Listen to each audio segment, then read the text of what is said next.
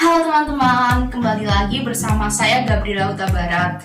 Pada kesempatan kali ini kita akan belajar mengenai ketenagakerjaan.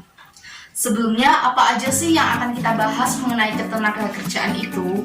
Nah, yang bakal kita bahas yang pertama adalah konsep tenaga kerja, yang kedua pengangguran, yang ketiga adalah peran tenaga kerja dalam pembangunan, dan yang keempat adalah upaya untuk meningkatkan kualitas tenaga kerja.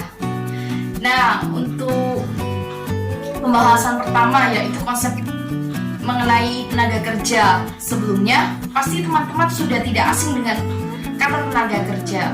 Nah, sebenarnya tenaga kerja itu apa sih?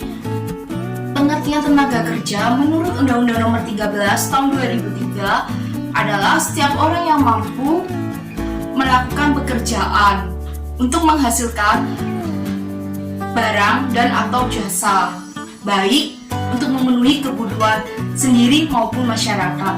Kemudian setelah dari pengertian, kita akan membahas mengenai jenis tenaga kerja. Jenis tenaga kerja dibedakan menjadi dua, yaitu tenaga kerja berdasarkan kualitasnya dan tenaga kerja berdasarkan statusnya. Untuk tenaga kerja berdasarkan kualitasnya dibagi menjadi tiga, yaitu tenaga kerja yang berpendidikan. Dalam hal ini, tenaga kerja memiliki ilmu dan keterampilan yang didapatkan melalui proses pendidikan, misalnya seperti guru, dokter. Terus yang kedua adalah tenaga kerja berketerampilan. Maksudnya, tenaga kerja ini memiliki keterampilan yang didapatkan dari kebiasaannya dan terampil. Nah, misalnya seperti pegawai salon, penjahit, dan yang ketiga adalah tenaga kerja kasar, tenaga kerja yang tidak memiliki pendidikan dan keterampilan, dia hanya menggunakan tenaga saja. Misalnya seperti kuli bangunan, kuli angkut. Kemudian selanjutnya adalah berdasarkan statusnya. Tenaga kerja ini dibagi menjadi tiga, yaitu freelance, yang kedua tenaga kerja tetap, dan yang ketiga tenaga kerja kontrak. Untuk tenaga kerja freelance atau bebas, dia tidak memiliki keterikatan dengan suatu perusahaan, atau bisa dikatakan bahwa dia bekerja sendiri.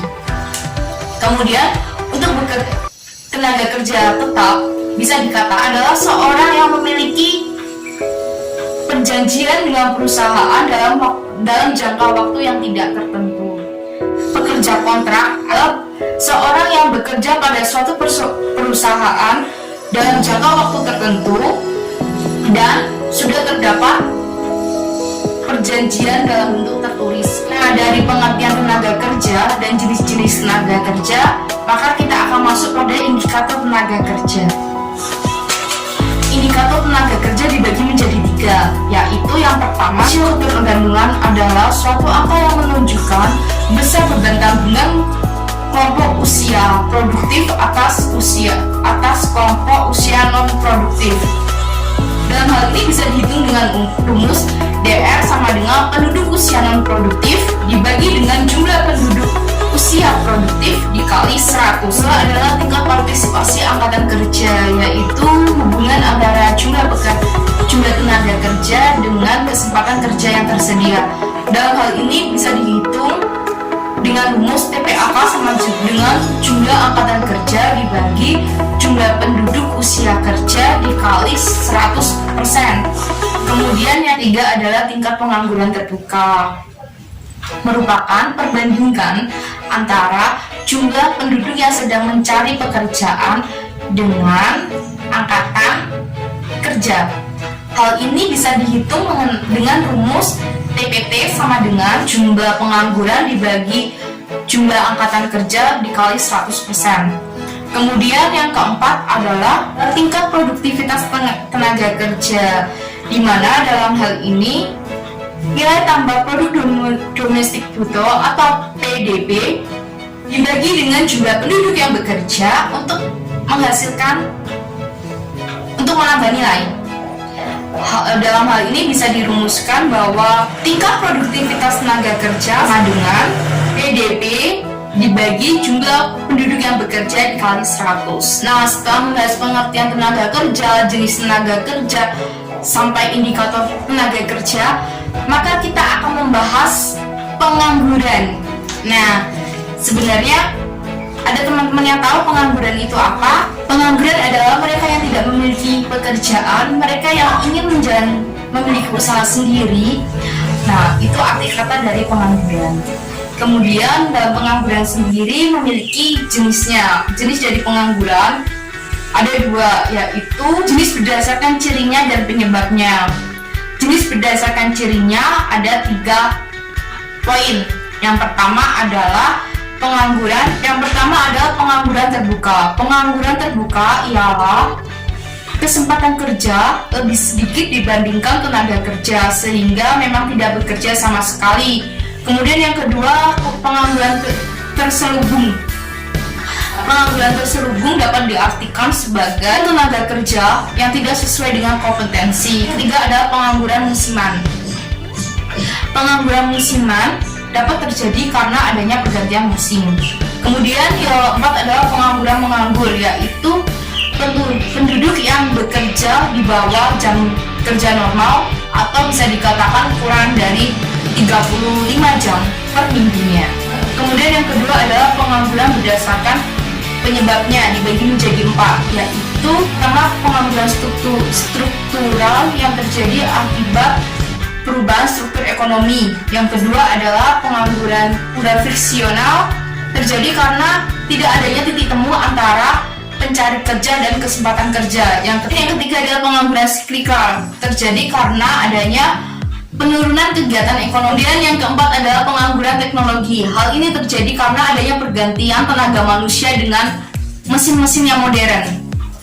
Nah, setelah kita belajar mengenai pengertian pengangguran, kemudian jenis pengangguran, maka kita akan belajar mengenai dampak dari pengangguran itu sendiri.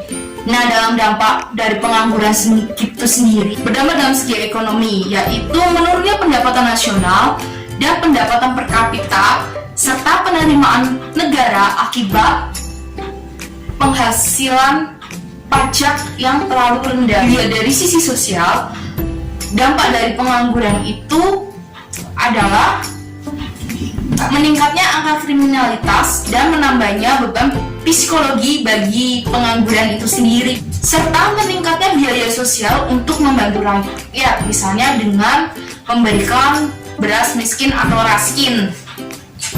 Kemudian dampak pada sisi pendidikan adalah banyaknya masyarakat yang putus dengan sekolah. Dari dampak-dampak ini pastinya pemerintah memiliki kebijakan-kebijakan untuk mengatasi dampak tersebut. Nah, kebijakan yang dilakukan pemerintah atau kebijakan yang diambil pemerintah antara lain yaitu wajib sekolah selama 12 tahun. Kemudian pemerintah juga mengadakan program padat karya.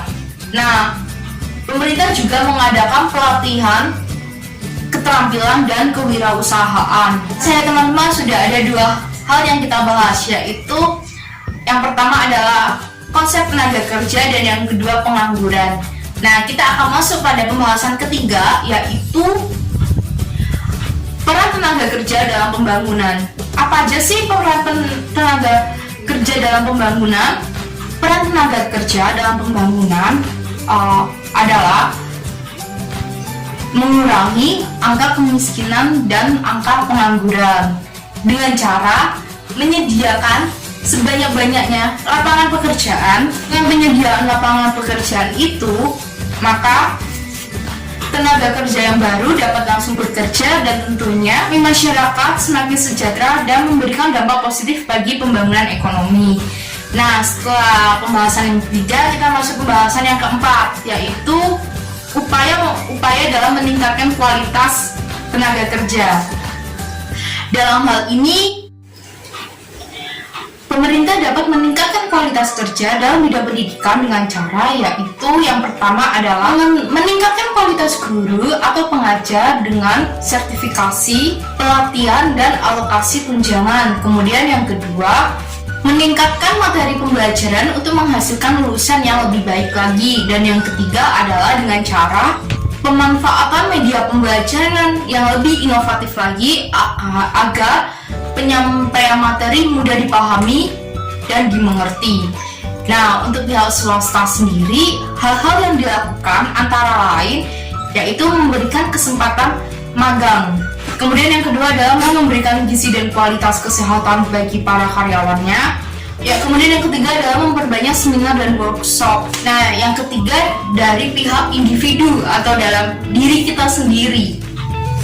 Hal-hal yang bisa kita upayakan yaitu menanamkan jiwa wirausaha. Dengan menanamkan jiwa wirausaha pada diri kita, bila kita tidak bisa atau tidak mampu untuk bekerja di perusahaan, maka kita dapat menciptakan peluang pekerjaan itu sendiri dengan cara dengan kekreatifan atau inovasi-inovasi yang kita miliki. Baik teman-teman, terima kasih untuk perhatiannya. Apabila ada kesalahan selama saya menyampaikan pembahasan materi pada kesempatan kali ini, saya mohon maaf.